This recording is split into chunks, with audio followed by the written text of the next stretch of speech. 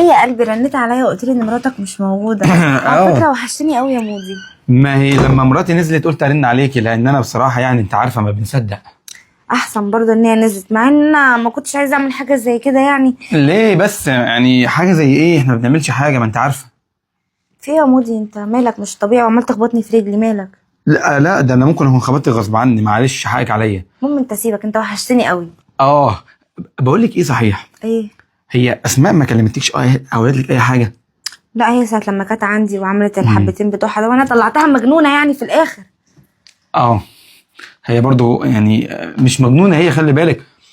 ده احنا عملنا كده عشان خاطر نقنعها. نقنعها بايه يا مودي؟ انها ما شافتنيش عندك، افهمي.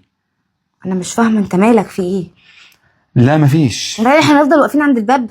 لا يا روح قلبي، مش هتفضلي واقفه عند الباب. اسماء.